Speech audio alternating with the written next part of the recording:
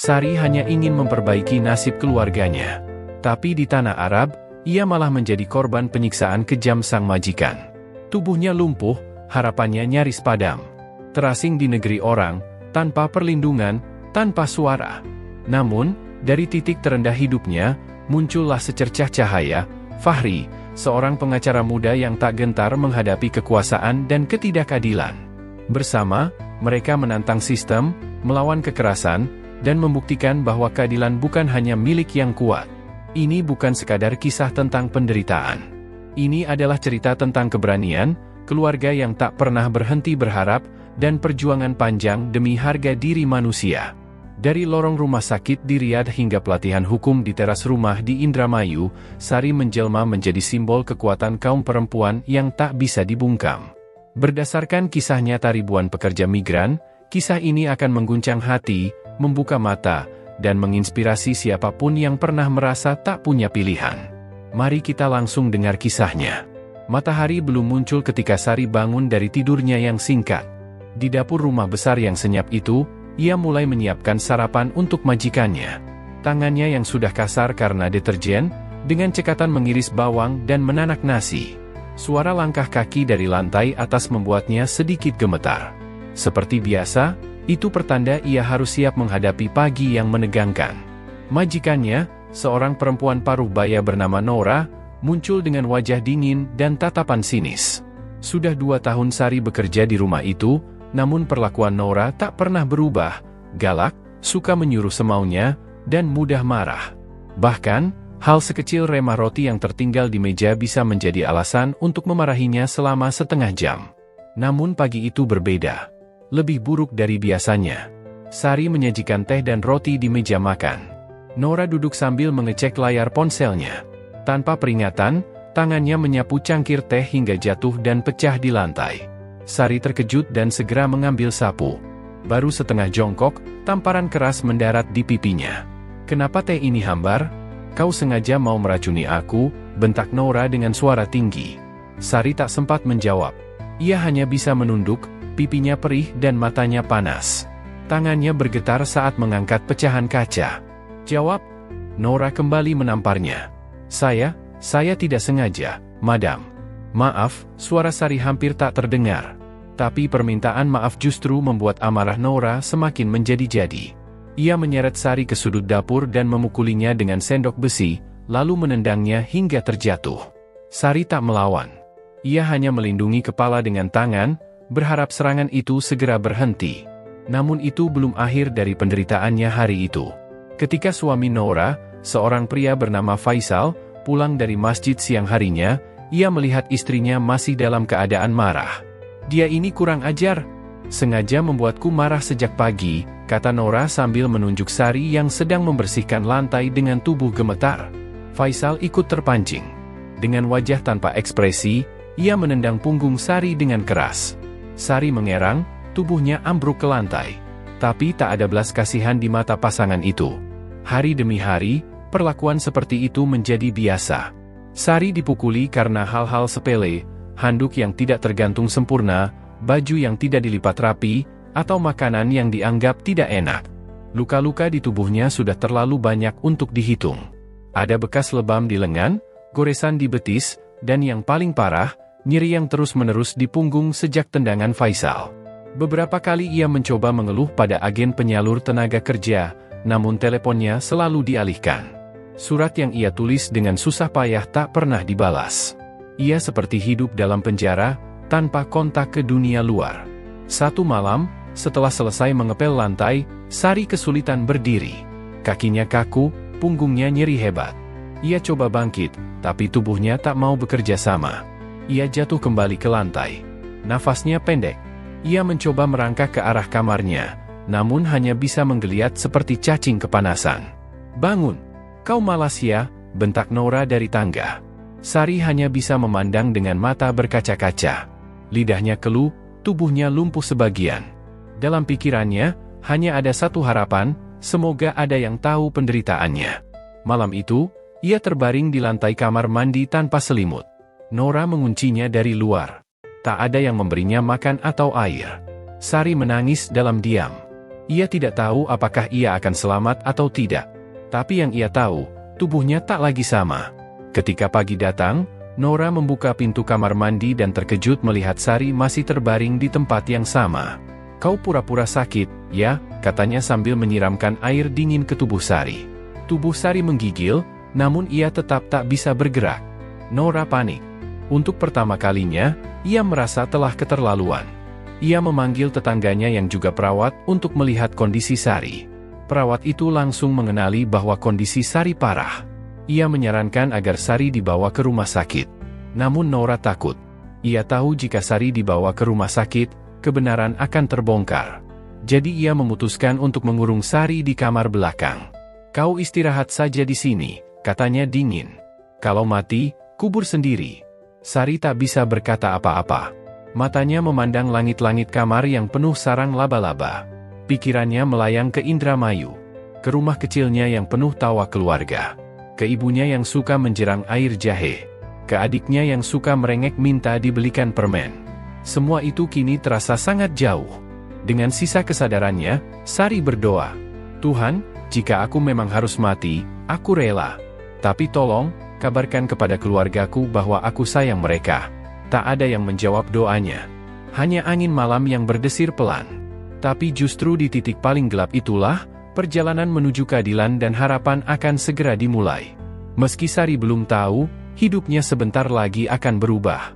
Hari-hari berikutnya menjadi kabur bagi Sari. Ia tidak tahu pasti sudah berapa lama ia terkurung di kamar belakang yang pengap dan gelap itu. Cahaya hanya masuk lewat celah kecil di jendela yang ditutup tirai lusuh. Kaki dan pinggangnya masih terasa nyeri luar biasa. Ia mencoba menggerakkan jari-jarinya, tapi tak ada reaksi. Ia menyadari satu hal yang menakutkan, tubuhnya mulai lumpuh. Awalnya ia mengira hanya pegal. Tapi makin hari, rasa sakit berubah menjadi mati rasa. Ia tidak lagi bisa merasakan betisnya disentuh. Suatu malam, ia menangis saat menyadari ia mengompol tanpa sadar. Tubuhnya kehilangan kendali, dan itu membuatnya semakin takut. Majikannya tidak peduli.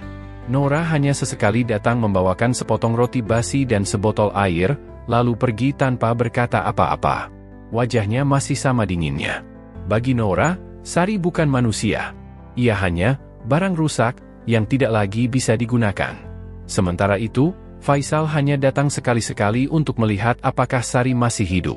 Ia tidak bicara apa-apa, hanya menatapnya dengan pandangan kosong. Pernah sekali ia berkata, "Kalau dia mati, kita bilang saja dia kabur." Ucapan itu menancap dalam di hati Sari. Ia sadar bahwa hidupnya benar-benar terancam. Sari mencoba bertahan.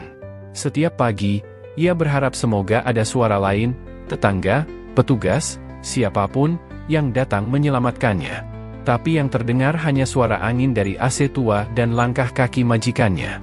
Hari kelima sejak ia tak bisa berdiri, kondisi Sari makin memburuk. Nafasnya pendek, dada sesak. Ia merasa seperti ditindih batu besar.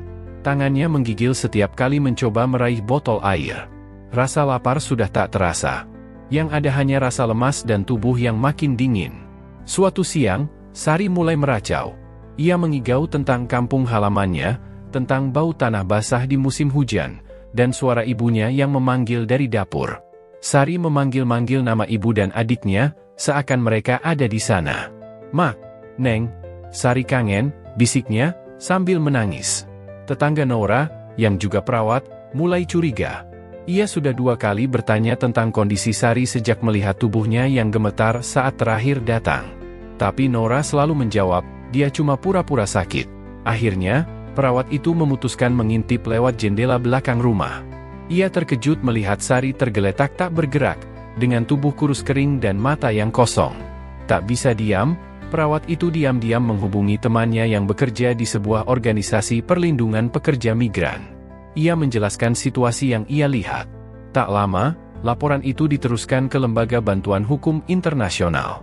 Sementara itu, di kamar gelapnya, Sari terus berjuang untuk tetap sadar. Ia tidak tahu bahwa di luar sana, langkah-langkah kecil menuju keadilan sedang dimulai. Beberapa hari kemudian, 2 orang dari Lembaga Perlindungan Buruh datang bersama polisi lokal. Nora pura-pura ramah saat mereka datang.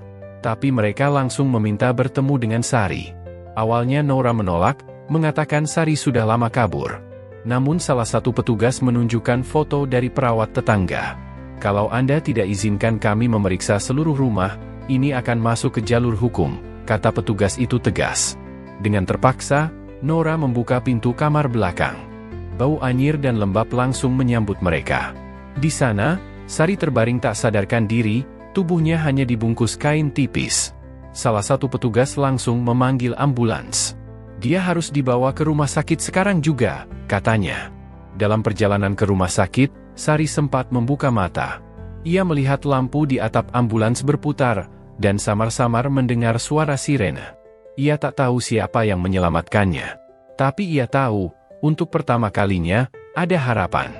Di rumah sakit Riyadh Sentral, dokter menyimpulkan bahwa Sari mengalami cedera serius di tulang punggung, kemungkinan akibat trauma fisik berulang.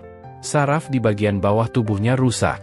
Kata dokter, jika lebih lama dibiarkan, nyawanya bisa terancam. Saat kesadarannya pulih, Sari merasa asing dengan bau disinfektan dan alat-alat medis. Tapi anehnya, ia merasa lebih aman di tempat itu daripada 2 tahun di rumah majikannya. Seorang perawat perempuan asal Filipina memegang tangannya dan berkata, "You're safe now." Sari menangis. Bukan karena sakit, tapi karena ia merasa hidupnya masih berarti. Untuk pertama kalinya dalam waktu yang lama, ada orang yang peduli. Hari demi hari, kondisi Sari mulai stabil. Ia mulai bisa duduk meski harus ditopang bantal. Perawat mengajarinya latihan pernapasan, mengangkat tangan perlahan, dan mencoba mengenali tubuhnya kembali. Sari tahu ia tidak akan bisa berjalan lagi. Tapi itu bukan alasan untuk menyerah. Di sela-sela terapi, ia menulis. Ia menulis surat untuk keluarganya di Indramayu. Ia menceritakan semuanya. Tentang penyiksaan, penderitaan, dan bagaimana ia bisa selamat. Ia tak tahu apakah surat itu akan sampai, tapi menulis membuatnya kuat. Dokter rumah sakit juga menghubungi lembaga hukum yang bekerja sama dengan Kedutaan Indonesia. Mereka mulai mengumpulkan bukti dan laporan medis. Nama Sari mulai masuk dalam perhatian lembaga-lembaga HAM. Bahkan, salah satu media lokal tertarik mengangkat kisahnya. Meski tubuhnya lumpuh, suara Sari mulai didengar. Dan dalam sunyi kamar rumah sakit, ia bersumpah bahwa penderitaannya tidak boleh sia-sia. Ia ingin kisahnya menjadi pelajaran. Ia ingin keadilan ditegakkan. Bukan hanya untuk dirinya, tapi untuk semua pekerja migran yang diperlakukan seperti budak. Perlahan, nama Sari mulai menyebar. Dan di kejauhan, seorang pemuda bernama Fahri membaca kisah itu di layar ponselnya. Hatinya tergugah. Ia tahu, waktunya bertindak sudah tiba. Sari duduk bersandar di ranjang rumah sakit, tubuhnya dibalut selimut putih yang bersih. Tapi kesepian itu lebih dingin dari apapun yang pernah ia rasakan. Di sekelilingnya, perawat berlalu lalang, berbicara dengan bahasa yang asing di telinganya. Ia hanya mengerti sedikit dari percakapan mereka. Setiap hari ia menatap jendela kamar rawatnya yang menghadap ke jalan raya Riyadh, mencoba memahami di mana dirinya berada dan bagaimana semua ini bisa terjadi. Waktu berjalan pelan. Jam terasa seperti hari, dan hari terasa seperti minggu. Tidak ada satupun wajah yang dikenalnya. Tidak ada keluarga, tidak ada teman, bahkan tidak ada telepon dari siapapun. Ia hanya ditemani sunyi, suara detak mesin infus, dan suara napasnya sendiri.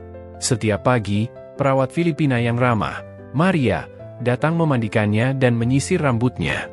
Maria juga yang membacakan berita dari televisi jika Sari sedang cemas. Tapi ketika Maria pergi, sunyi kembali datang. Sari terjebak di negeri asing dengan tubuh lumpuh, tanpa kabar dari keluarga dan tanpa kejelasan tentang masa depannya. Ia pernah bertanya kepada dokter apakah ia bisa menghubungi keluarganya di Indramayu. Dokter bilang akan mengatur, tapi sudah seminggu berlalu dan tak ada kabar. Sari mulai berpikir, apakah keluarganya tahu bahwa ia masih hidup? Apakah mereka mengira ia sudah mati? Apakah mereka sedang mencarinya? Rasa rindu menyeruak, lebih menyakitkan daripada nyeri di tubuhnya. Ia ingat betul wajah ibunya, keriput namun lembut. Ia ingat suara adiknya, Neng, yang selalu manja tapi menyenangkan. Ia ingin memeluk mereka, meminta maaf karena telah membuat mereka menunggu begitu lama. Setiap malam, Sari memandang langit-langit rumah sakit dan menangis dalam diam. Ia merasa seperti bayangan. Tidak berguna. Tidak berdaya. Ia bertanya dalam hati, untuk apa semua ini? Kenapa Tuhan membiarkannya sampai sejauh ini? Kalau aku mati sekarang pun, mungkin tak ada yang tahu, pikirnya. Namun di tengah keputusasaan itu, ada kekuatan yang tak pernah sepenuhnya padam. Kekuatan yang tumbuh dari kenangan dan doa. Ia mulai menulis lagi, menggunakan pulpen yang diberikan perawat. Ia tulis semuanya, penderitaan, ketakutan, rindu, dan harapan. Ia berharap, suatu hari, surat-surat itu akan sampai ke tangan orang yang peduli. Suatu malam, Sari mendengar suara gaduh di luar ruangannya. Ternyata ada seorang pasien baru masuk dalam kondisi darurat. Suara sirene ambulans, langkah cepat para perawat, dan perintah dokter bersahutan. Sari hanya bisa mendengar dan membayangkan. Keesokan harinya, Maria datang sambil membawa kabar baik. Besok, orang dari Kedutaan Indonesia mau datang menemui kamu. Mereka dapat laporan tentang kondisimu dari Organisasi Perlindungan Buruh, katanya sambil tersenyum. Sari tertegun. Sejak kejadian itu, inilah kali pertama seseorang dari Indonesia datang mencarinya. Ada harapan baru. Ia tidak tahu siapa yang menghubungi mereka, tapi ia merasa bahwa doanya perlahan mulai dijawab. Hari berikutnya, seorang pria berkacamata datang bersama 2 staf dari kedutaan. Ia memperkenalkan diri sebagai Pak Arif. Bahasa Indonesianya terdengar seperti suara air di gurun. Menyejukkan. Kami sangat prihatin dengan keadaanmu, Sari. Kami sudah menghubungi keluargamu di Indramayu. Mereka tahu kamu selamat, dan mereka sangat ingin mendengar kabarmu, katanya pelan. Sari menangis sejadi-jadinya. Bukan karena sedih, tapi karena ia merasa hidupnya kembali memiliki makna. Ia bukan lagi orang hilang. Ia bukan lagi seseorang yang dilupakan. Ada orang yang mencarinya. Ada keluarga yang menunggunya. Pak Arif mengatakan bahwa kasusnya akan segera diproses secara hukum. Bukti-bukti medis dari rumah sakit sudah cukup kuat untuk membawa majikannya ke pengadilan. Sari hanya perlu bersabar dan menjalani pemulihan dengan tenang. Meski tubuhnya belum pulih, semangatnya mulai tumbuh kembali. Ia mulai rajin latihan gerak tubuh bagian atas. Ia belajar menarik napas panjang, duduk dengan tegak, dan menggerakkan jari tangannya lebih lancar. Maria, sang perawat, selalu menyemangatinya. Setiap orang bisa jatuh, Sari. Tapi tidak semua orang bisa bangkit. Kamu bisa. Sari mulai percaya bahwa dirinya bisa bangkit. Bahwa hidupnya belum selesai. Bahwa luka dan penderitaan bukan akhir dari segalanya.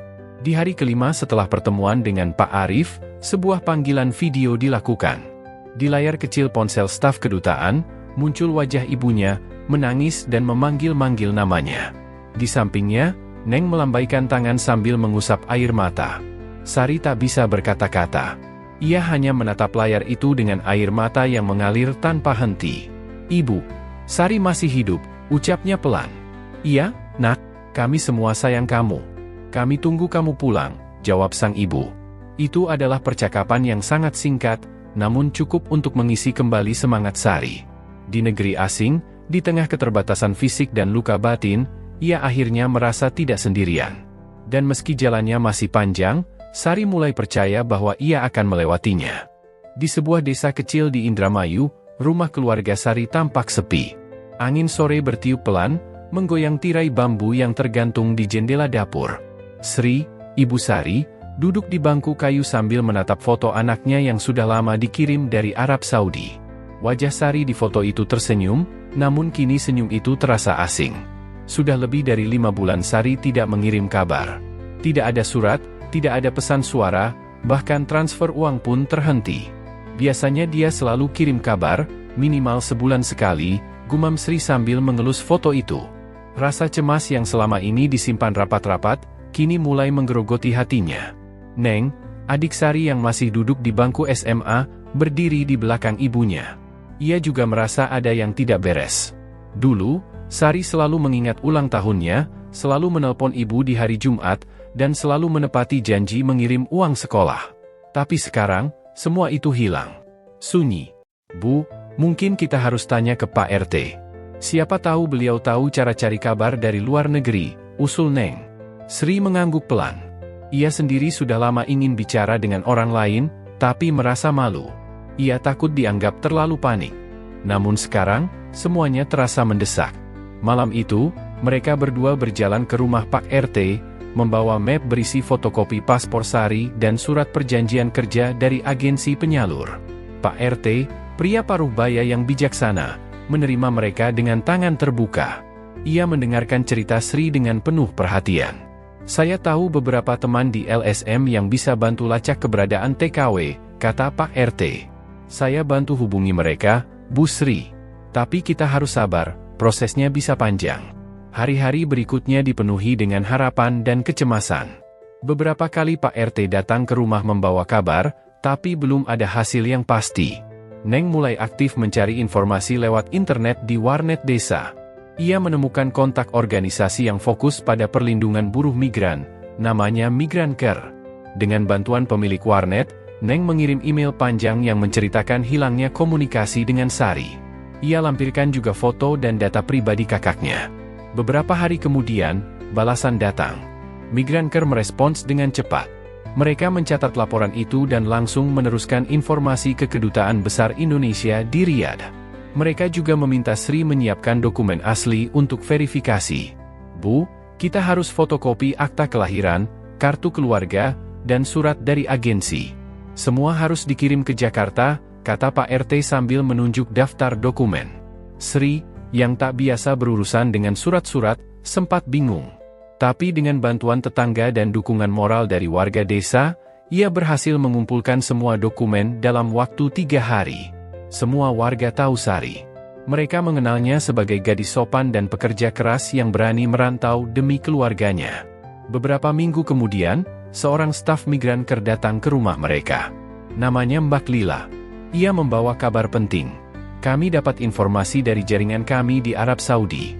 Seorang TKW atas nama Sari ditemukan dalam kondisi sakit parah dan sekarang dirawat di rumah sakit di Riyadh, katanya. Sri langsung lemas. Anak saya? Sakit apa, Mbak? Kami belum dapat data medis lengkap.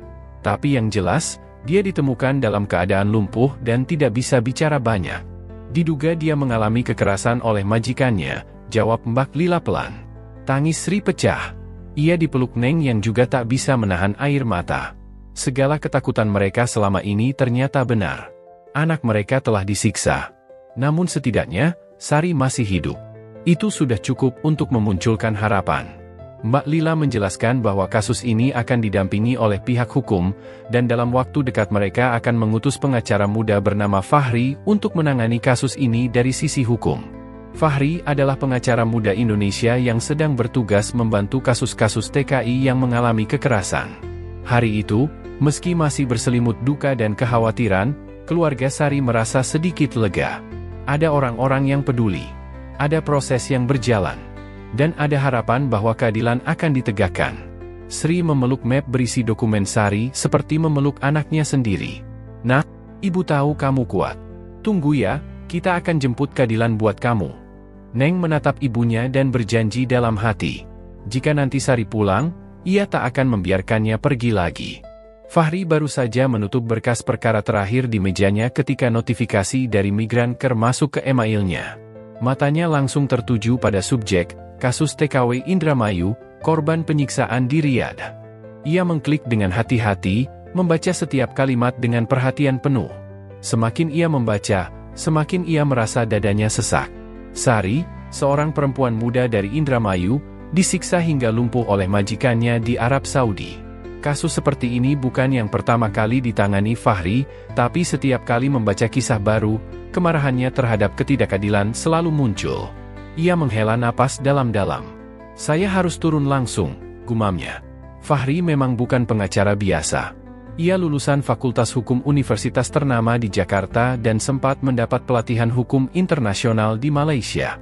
Tapi yang membuatnya berbeda adalah dedikasinya untuk membantu buruh migran. Ayahnya dulu seorang sopir truk yang pernah nyaris jadi korban penipuan agen kerja ke luar negeri. Sejak itu, Fahri berjanji dalam hati untuk menjadi suara bagi mereka yang tak bersuara. Ia segera menghubungi Lila dari Migrancare. Saya akan tangani kasus Sari. Saya minta dokumen lengkapnya secepat mungkin. Dan tolong hubungkan saya dengan pihak KBRI di Riyadh. Dalam 2 hari, Fahri sudah berada di Riyadh. Suhu kota yang panas menyambutnya saat ia turun dari mobil kedutaan. Ia langsung menuju rumah sakit tempat Sari dirawat. Di kamar 207, Ia melihat sosok kurus terbaring lemah dengan mata kosong menatap langit-langit. Sari. Fahri berdiri di pintu beberapa saat, lalu perlahan mendekat. Ia menyapa pelan. Assalamualaikum. Saya Fahri, dari Indonesia. Saya di sini untuk bantu Mbak. Tak ada jawaban, hanya gerakan kecil di mata Sari. Namun itu cukup bagi Fahri. Ia tahu Sari masih bisa mendengar.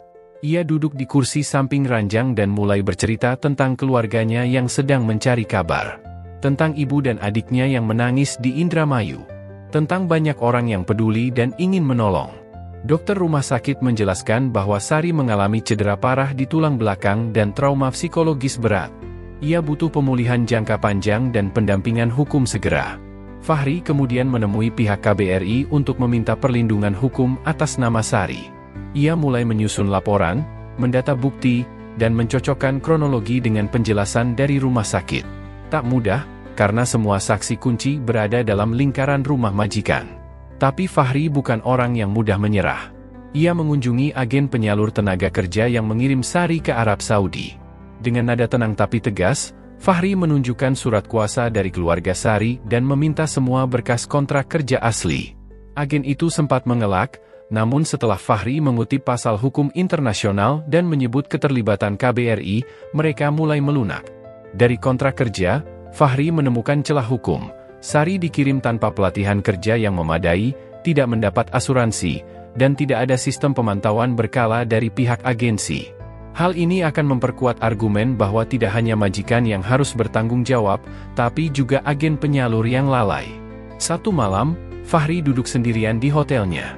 Ia membuka laptop dan mulai menulis draft gugatan. Kata demi kata dituliskan dengan hati-hati, tapi tegas. Ia tahu, dokumen ini bisa menjadi pembuka jalan keadilan bukan hanya untuk Sari, tapi juga bagi TKW lain yang mengalami hal serupa. Beberapa hari kemudian, Fahri bertemu dengan kuasa hukum lokal di Riyadh yang bersedia bekerja sama. Mereka menyiapkan berkas pengaduan resmi ke pengadilan. Dengan dukungan KBRI dan Migrancare, laporan tersebut akhirnya diserahkan. Majikan Sari, Nora dan Faisal, dipanggil untuk diperiksa. Awalnya mereka menolak hadir, tapi setelah tekanan dari media lokal yang sudah mencium kabar ini, mereka tak punya pilihan. Kasus Sari mulai menggema. Di sela kesibukannya, Fahri selalu menyempatkan diri mengunjungi Sari. Ia menceritakan perkembangan kasusnya, tentang orang-orang yang mendoakan, tentang adiknya yang mengirimkan surat berisi gambar bunga dan pelangi. Kadang Sari tampak menangis pelan. Tangis yang tak bersuara, namun mengandung harapan. Saya janji, Mbak. Saya akan perjuangkan ini sampai akhir. Demi ibu, demi Neng, dan demi semua yang percaya bahwa hukum harus melindungi yang lemah, ujar Fahri sambil menggenggam tangan Sari yang kurus. Hari demi hari, perjuangan Fahri menanjak. Tapi ia tahu, ini baru awal. Sidang akan segera dimulai. Dan ia harus siap membawa suara Sari ke meja hakim. Setelah laporan resmi dilayangkan dan panggilan sidang dikeluarkan, Fahri tahu bahwa langkah berikutnya akan sangat menentukan. Ia harus mengumpulkan bukti-bukti yang kuat, bukan hanya untuk menuntut majikan Sari, tetapi juga untuk membuka mata dunia tentang apa yang dialami para pekerja migran. Pagi-pagi sekali, Fahri sudah berada di rumah sakit. Ia meminta rekam medis lengkap Sari, termasuk hasil CT scan, MRI, dan laporan dokter mengenai luka fisik serta dugaan trauma psikis. Dr. Ahmed, kepala unit trauma, memberikan laporan yang mengejutkan. Korban mengalami luka bekas pukulan lama dan baru, ada juga tanda-tanda penyiksaan yang tidak ditangani secara medis. Kemungkinan besar ini berlangsung lebih dari 3 bulan, ujar sang dokter. Fahri mencatat setiap detail. Dokumen itu penting. Lalu ia meminta keterangan tertulis dari dokter, disertai dengan tanda tangan dan cap resmi rumah sakit. Bukti medis adalah fondasi utama dalam kasus penganiayaan. Tapi Fahri tahu, itu belum cukup. Ia kemudian kembali ke apartemen yang dulu ditempati Sari. Tempat itu kini kosong. Ia datang bersama perwakilan KBRI dan 2 pengacara lokal. Mereka ingin memeriksa lingkungan kerja Sari secara langsung. Dengan izin pengadilan, mereka memotret ruangan sempit tempat Sari tidur di lantai tanpa kasur, dapur yang kotor, dan kamar mandi yang tak layak. Tempat ini seperti penjara, gumam Fahri, sambil menunjuk jejak bekas ikatan tali di salah satu tiang besi. Lalu, ia mewawancarai beberapa tetangga majikan. Beberapa enggan berbicara. Tapi seorang perempuan tua yang tinggal di rumah sebelah memberanikan diri. Saya sering dengar suara teriakan perempuan. Malam-malam. Seperti minta tolong. Saya pernah lapor ke polisi, tapi tidak digubris, katanya. Fahri mencatat kesaksian itu. Ia tahu, saksi seperti ini bisa memperkuat kronologi peristiwa. Ia langsung membuat pernyataan tertulis yang ditandatangani sang saksi dengan perlindungan dari hukum lokal dan KBRI. Selain bukti fisik dan saksi, Fahri juga mengumpulkan rekaman pesan suara dari keluarga Sari. Salah satunya adalah pesan Neng yang dikirim beberapa bulan lalu dan tidak pernah dibalas. "Mbak, kami rindu. Kalau Mbak baca ini, tolong balas ya. Kami khawatir." Pesan itu dimasukkan dalam berkas penguat untuk menggambarkan hubungan erat dengan keluarga, dan bahwa hilangnya komunikasi bukan karena kesengajaan, melainkan karena paksaan. Fahri juga menyusun analisis hukum. Ia membandingkan pasal-pasal dalam hukum pidana Arab Saudi tentang kekerasan domestik dan eksploitasi tenaga kerja dengan hukum internasional seperti Konvensi PBB tentang perlindungan hak buruh migran. Dengan bantuan pengacara lokal, Fahri menyusun struktur dakwaan, penganiayaan berat, perampasan hak kebebasan, dan pelanggaran kontrak kerja. Ia menyusun 134 lembar dokumen, semua ditulis rapi, diketik 2 bahasa, dan dilampiri bukti pendukung. Beberapa hari sebelum sidang, Fahri bertemu dengan tim hukum KBRI dan pihak Migrancare lewat konferensi daring. Mereka meninjau kembali semua berkas. "Kita punya kasus yang kuat. Tapi kita harus siap dengan kemungkinan intimidasi atau upaya damai dari majikan. Mereka punya uang, mereka biasa main belakang," ujar Lila. Fahri mengangguk. Ia tahu risiko itu. Tapi ia tidak akan menjual keadilan untuk kenyamanan. Saat kembali ke rumah sakit, Fahri membawa kabar perkembangan hukum kepada Sari. Ia tahu, Sari belum bisa bicara, tapi matanya mulai lebih hidup. Fahri membacakan beberapa bagian dokumen kepada Sari, menjelaskan dengan lembut bahwa keadilan mulai bergerak. Hari itu, Fahri tidak membawa dokumen. Ia membawa harapan. Duduk di samping ranjang, ia berkata pelan, "Kita sudah punya bukti, Mbak. Kita sudah punya suara. Besok, kita akan punya panggung untuk menyuarakan semuanya." Ia menggenggam tangan Sari. Tak terasa, setetes air mata jatuh di punggung tangan gadis itu. Bukan karena sedih, tapi karena tekad. Hari sidang pertama tiba.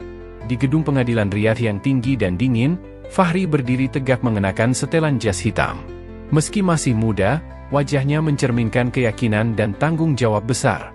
Di tangannya, ia menggenggam map tebal berisi bukti dan pernyataan saksi. Pengadilan itu ramai.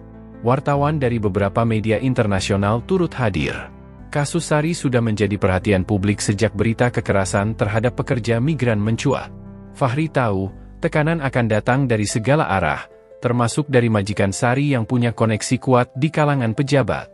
Majikan itu duduk di barisan terdakwa. Pria berkumis tebal dengan sorot mata angkuh. Di sampingnya, tim pengacara elit berbaris rapi. Mereka membawa tim hukum top lokal. Namun Fahri tidak gentar. Hakim memasuki ruang sidang. Seorang pria berumur dengan janggut putih dan mata tajam. Ia langsung memeriksa berkas perkara. Fahri memulai dengan pembacaan dakwaan. Terdakwa telah melakukan penganiayaan berat, memperbudak korban, dan melanggar kontrak kerja. Semua dibuktikan dengan catatan medis, saksi mata, dan dokumentasi lapangan, kata Fahri dengan suara mantap. Tim pengacara majikan langsung membantah. Mereka menyebut Sari, pekerja bermasalah, yang suka menyakiti dirinya sendiri dan menciptakan cerita untuk mencari belas kasihan. Namun Fahri sudah siap. Ia memutar rekaman suara tangisan dari malam penyiksaan, memperlihatkan foto luka-luka lama di tubuh Sari, dan menghadirkan saksi perempuan tua dari rumah sebelah lewat video call. "Saya sering dengar jeritan perempuan dari rumah itu. Hampir tiap malam. Polisi tidak pernah datang meski saya laporkan," kata saksi. Wajah majikan mulai berubah. Ia mencoba menginterupsi, namun hakim memberi isyarat untuk diam. Sidang semakin panas ketika pengacara Fahri menunjukkan bukti catatan medis yang menyatakan adanya bekas luka bekas diikat dan dipukul berulang kali. Majikan sempat menyodorkan tawaran damai. Lewat perwakilannya, ia menawarkan uang dalam jumlah besar agar kasus dihentikan. Fahri menolaknya mentah-mentah. Keadilan bukan untuk dijual. Ini bukan tentang uang, Tapi tentang hak dan kemanusiaan, ujar Fahri lantang. Setiap harinya, sidang berlangsung hingga larut malam. Wartawan mulai menulis berita, TKW lumpuh karena disiksa, majikan dihadapkan ke meja hijau. Masyarakat Indonesia pun mengikuti perkembangan kasus ini lewat media sosial dan siaran berita. Fahri menghadapi tekanan luar biasa. Pernah satu malam, ia mendapati motornya disabotase di parkiran. Pesan ancaman dikirim ke emailnya. Tapi ia tetap datang ke pengadilan keesokan harinya, tanpa gentar. Hakim mulai melihat keseriusan tim Fahri. Ia memuji kelengkapan bukti dan keberanian para saksi. Ia bahkan meminta agar tim medis internasional melakukan evaluasi ulang terhadap kondisi Sari untuk memastikan bahwa semua bukti tidak bisa dipatahkan oleh argumen pengacara lawan. Pada hari ke-7, sebuah momen penting terjadi. Sari dihadirkan ke pengadilan dalam kursi roda. Tubuhnya lemah, namun ia tetap ingin hadir. Dengan bantuan alat bantu suara, ia berkata pelan namun tegas. "Saya dipukul. Saya dikurung. Saya ingin pulang." Tangis memenuhi ruangan. Hakim menghentikan sidang sejenak untuk memberi waktu semua orang tenang. Kesaksian langsung dari Sari menjadi puncak kekuatan kasus ini. Fahri menghampiri Sari setelah sidang usai. Ia berlutut di samping kursi rodanya dan berkata, "Kamu luar biasa, Mbak. Kita hampir sampai. Kini semua orang tahu, perjuangan ini bukan hanya soal satu orang gadis dari Indramayu. Ini adalah perjuangan tentang keadilan, tentang harga diri, dan tentang keberanian melawan ketidakadilan." Hari putusan telah tiba. Ruang sidang kembali penuh. Wartawan, aktivis HAM, staf KBRI, dan beberapa pekerja migran yang sengaja datang memenuhi bangku penonton. Fahri duduk di bangku pengacara, berdampingan dengan perwakilan dari Migrancare dan penasihat hukum lokal. Sementara Sari, dalam kursi roda, didampingi seorang suster dan staf KBRI. Hakim memasuki ruangan, membawa map tebal berisi hasil pemeriksaan dan pertimbangan. Semua mata tertuju padanya. Napas tertahan. Waktu seolah berhenti sejenak. Setelah mempertimbangkan seluruh bukti, kesaksian, dan fakta hukum, ujar hakim dalam bahasa Arab yang diterjemahkan serempak oleh juru bahasa, pengadilan menjatuhkan hukuman 12 tahun penjara kepada terdakwa atas tuduhan penyiksaan berat, pelanggaran kontrak kerja, dan perampasan kebebasan. Ruang sidang mendadak hening, lalu meledak oleh sorak kecil dari kubu Fahri. Beberapa orang menangis haru. Sari menunduk, menggenggam tangan Fahri yang duduk di sebelahnya. Tangannya bergetar, namun ada senyum kecil yang belum pernah muncul selama berbulan-bulan ini. Majikan itu berdiri dengan wajah tak percaya.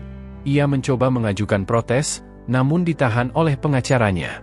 Keputusan telah ditetapkan. Ia diborgol, lalu dibawa keluar ruang sidang. Fahri berdiri dan menunduk hormat pada hakim. Lalu ia menoleh ke arah Sari. "Kita menang, Mbak. Keadilan berpihak." Di luar ruang sidang, wartawan mengejar Fahri dan timnya untuk wawancara. Mereka bertanya soal proses hukum, tantangan yang dihadapi, dan harapan untuk pekerja migran ke depannya. Fahri menjawab dengan suara mantap. "Kasus ini bukan hanya tentang Sari.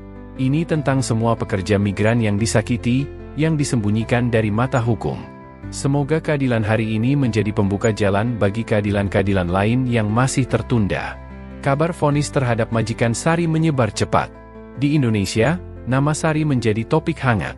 Keluarganya di Indramayu langsung mendapat kabar dari staf KBRI. Tangis pecah di rumah kecil itu. Neng, adik Sari, memeluk ibunya sambil berulang kali mengucapkan syukur. "Alhamdulillah, Mbak Sari dapat keadilan," katanya sambil menangis. Sementara itu, pemerintah Indonesia memberikan penghargaan khusus kepada Fahri atas perjuangannya yang luar biasa. Ia diundang ke KBRI Riyadh untuk memberi pelatihan hukum kepada staf yang menangani perlindungan TKI. Bagi Fahri, ini bukan soal penghargaan. Ini tentang misi yang belum selesai. Mbak Sari masih harus menjalani masa pemulihan. Tapi luka hati dan luka keadilan itu yang paling butuh waktu untuk sembuh, ujarnya kepada kepala KBRI. Beberapa hari setelah vonis, Fahri kembali menjenguk Sari. Ia membawa kabar bahwa proses pemulangan ke Indonesia sedang diurus. Sari akan segera pulang. "Terima kasih, Mas Fahri," ujar Sari pelan. Suaranya masih lemah, tapi jernih. Itu adalah pertama kalinya Fahri mendengar Sari mengucap terima kasih secara langsung. Air mata menetes di pipi gadis itu, dan Fahri pun tak kuasa menahan haru. "Bukan saya yang hebat, Mbak. Tapi Mbak Sari yang luar biasa kuat." Di malam hari, Fahri menulis di jurnal pribadinya.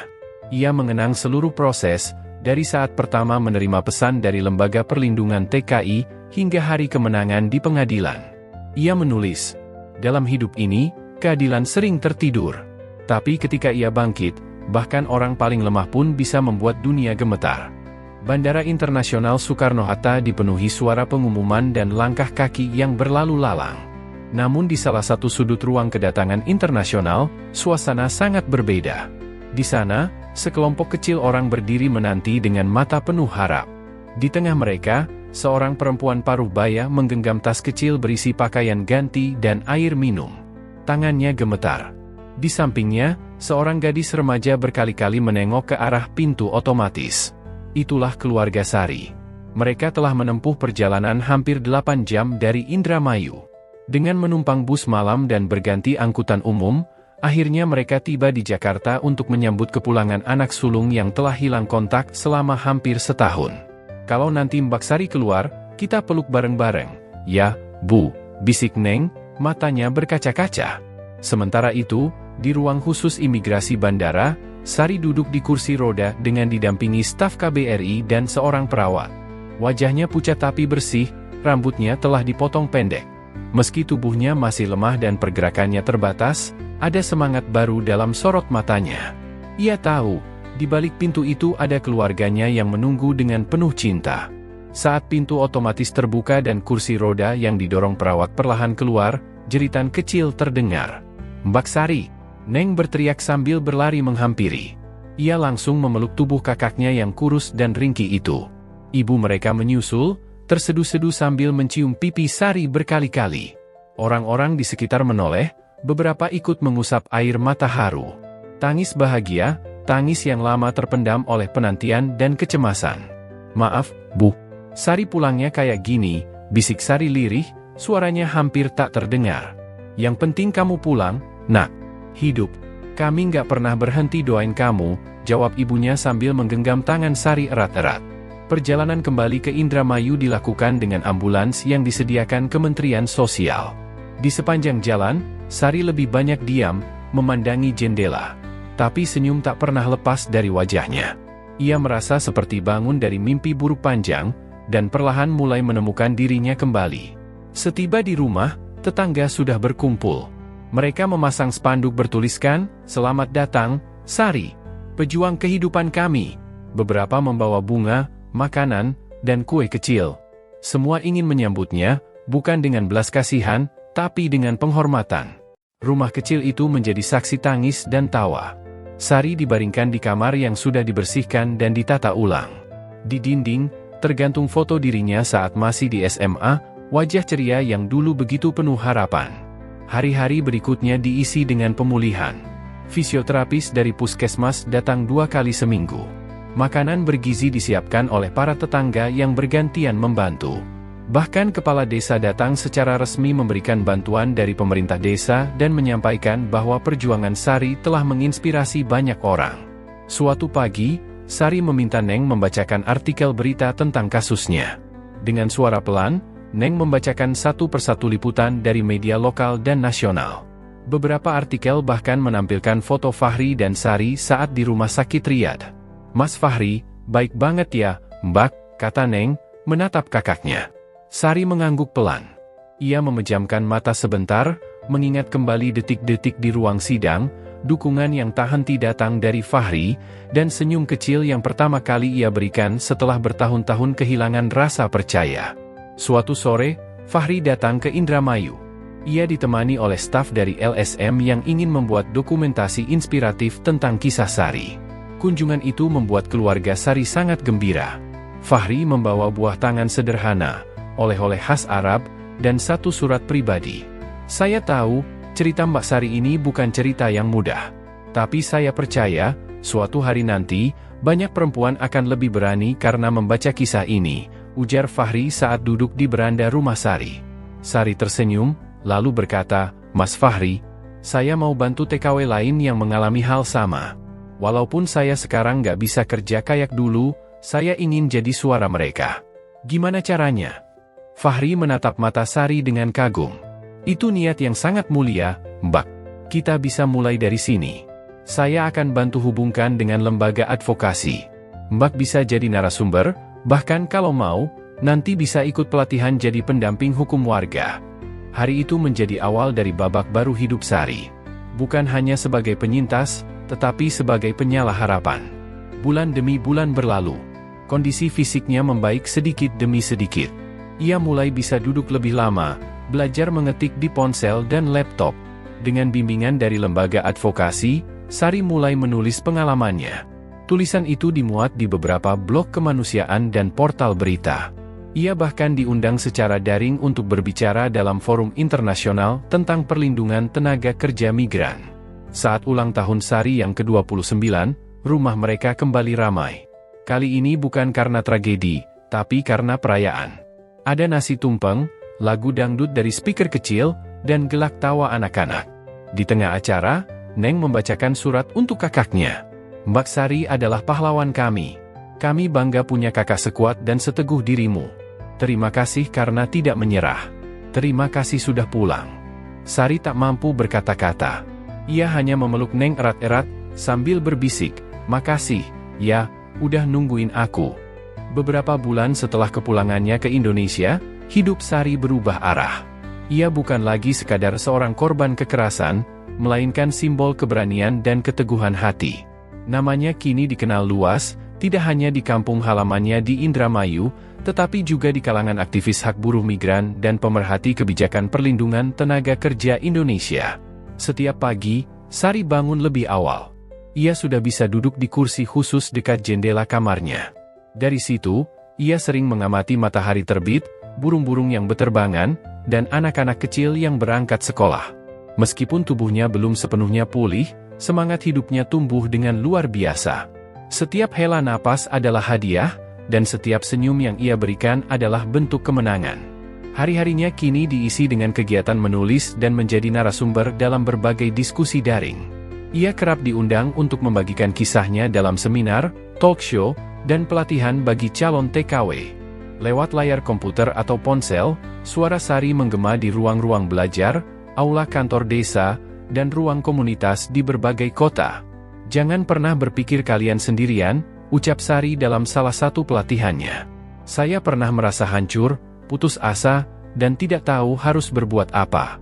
Tapi saya bangkit bukan karena saya kuat, melainkan karena banyak orang yang peduli. Kita semua berhak hidup dengan martabat. Pesannya sederhana, namun menyentuh. Para peserta pelatihan terdiam. Beberapa menangis. Di antara mereka, ada yang baru akan berangkat ke Timur Tengah, ada pula yang pernah pulang dalam kondisi trauma. Sari selalu membuka ruang untuk berbicara, untuk mendengarkan kisah mereka satu persatu. Ia tahu betapa pentingnya didengar, karena dulu, ketika ia sendiri, yang ia butuhkan hanyalah seseorang yang percaya padanya. Fahri, yang kini telah mendirikan sebuah yayasan bantuan hukum khusus untuk pekerja migran, sering menggandeng Sari dalam program-program pendampingan. Ia menyebut Sari sebagai guru kehidupan, karena dari dirinya, para pendamping bisa belajar langsung tentang empati, ketekunan, dan kekuatan jiwa. Pada suatu acara nasional yang diselenggarakan oleh Kementerian Ketenagakerjaan, Sari menjadi pembicara utama. Dalam forum yang dihadiri oleh pejabat negara, aktivis internasional, dan perwakilan organisasi buruh, Sari berbicara dengan tenang namun tegas. Saya bukan pahlawan. Saya hanya ingin agar tidak ada lagi perempuan yang mengalami apa yang saya alami. Jika saya bisa melewati semuanya, saya percaya banyak TKW lain juga bisa bangkit, asal ada yang mendampingi mereka. Pidato itu membuat seluruh ruangan berdiri dan memberikan tepuk tangan. Seorang pejabat tinggi bahkan mengusulkan agar Sari menjadi duta advokasi pekerja migran Indonesia. Namun bagi Sari, penghargaan bukanlah tujuannya. Ia hanya ingin terus menyebarkan semangat agar para pekerja migran punya keberanian bersuara. Dalam salah satu tulisannya yang viral di media sosial, Sari menulis, "Kita bukan budak. Kita manusia yang bekerja demi keluarga. Tak ada satupun alasan untuk membiarkan kita diperlakukan tidak adil. Diam bukan pilihan. Bersuaralah, walau pelan. Karena kebenaran itu keras kepala, ia akan selalu mencari jalannya sendiri. Pesan ini dikutip oleh banyak lembaga sebagai semboyan dalam kampanye perlindungan pekerja migran. Poster dengan kutipan itu bahkan ditempel di beberapa bandara internasional tempat keberangkatan para TKI. Salah satu poster itu sempat difoto dan dikirim ke Sari oleh seorang mantan TKW yang kini bekerja di luar negeri. Kembali ke rumahnya di Indramayu, Sari tetap hidup sederhana. Ia menanam sayur di halaman kecil, menyulam tas dari benang bekas, dan membuka ruang diskusi mingguan di teras rumahnya. Para mantan TKW dan keluarga calon pekerja migran sering datang untuk mendengarkan pengalaman dan mendapatkan informasi hukum. Mereka menyebut rumah itu sebagai Pojok Harapan. Setiap Jumat sore, Sari mengadakan kelas terbuka. Kadang hanya dihadiri 5 orang, kadang 20. Di sana, ia mengajarkan dasar-dasar hukum tenaga kerja internasional, berbagi nomor kontak penting, dan memberikan motivasi.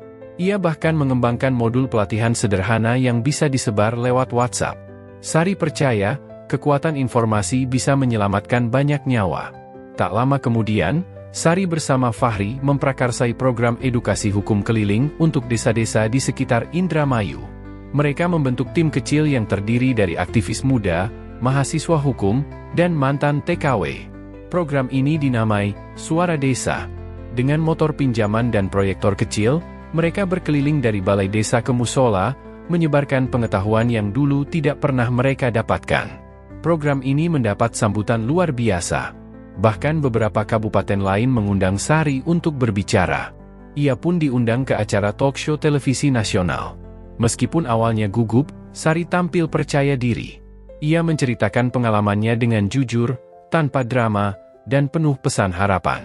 Suatu hari, sebuah surat resmi dari Organisasi Internasional Pekerja Migran datang ke rumah Sari. Isinya adalah undangan untuk menghadiri konferensi global di Jenewa. Sari terkejut dan terharu. Dalam surat itu disebutkan bahwa kisahnya telah menjadi referensi penting dalam evaluasi perlindungan tenaga kerja migran oleh PBB. Karena kondisi fisiknya belum memungkinkan untuk bepergian jauh, Sari menyampaikan pidatonya lewat video. Dalam pidato itu, ia berbicara dalam bahasa Indonesia dengan subtitle yang disiapkan oleh panitia. Kita tidak boleh menganggap penderitaan sebagai takdir. Kita harus memperjuangkan martabat kita. Saya percaya, negara dan dunia bisa lebih adil jika suara kita, suara pekerja migran, dihargai dan didengar. Video itu ditayangkan dan mendapat tepuk tangan panjang. Beberapa delegasi negara maju bahkan menyatakan bahwa mereka akan meninjau kembali kebijakan penempatan tenaga kerja asing di negaranya. Suatu malam, ketika listrik mati dan hanya diterangi lampu minyak kecil, Sari duduk di kursinya dan menulis surat. Surat itu bukan untuk siapa-siapa, tapi untuk dirinya sendiri, yang hampir menyerah. Isinya sederhana. Hai Sari, kamu sudah melewati badai. Terima kasih sudah tidak menyerah. Terima kasih sudah tetap percaya bahwa hidup layak diperjuangkan. Jika nanti kamu kembali merasa lelah, ingatlah semua orang yang kini bersuara karena kamu pernah berani bicara. Surat itu kemudian ia bingkai dan tempel di dinding kamarnya. Setiap pagi, saat membuka mata, ia membacanya pelan-pelan. Ia percaya bahwa setiap hari adalah kesempatan baru untuk membuat perubahan. Tak berselang lama, Sari menerima kabar bahwa ada 2 TKW asal Jawa Tengah yang berhasil diselamatkan berkat informasi dan hotline hukum yang dulu ia bantu sebarluaskan. Ia menangis haru. Tidak sia-sia semua rasa sakit yang ia lalui. Cerita Sari bukan akhir dari perjuangan. Ia adalah awal dari banyak kesadaran bahwa pekerja migran adalah pejuang, dan bahwa mereka berhak mendapatkan perlindungan dan penghormatan. Kisah ini adalah pengingat bahwa harapan bisa tumbuh di tempat paling gelap, dan bahwa keadilan bukanlah mimpi, tapi sesuatu yang bisa diperjuangkan, asal kita tidak diam. Dan pada akhirnya, Sari menyadari bahwa luka yang dulu ia anggap kutukan, kini menjadi kekuatan yang tak tergantikan. Ia menjadi suara bagi yang dibungkam, cahaya bagi yang hilang arah, dan harapan bagi yang masih berjuang.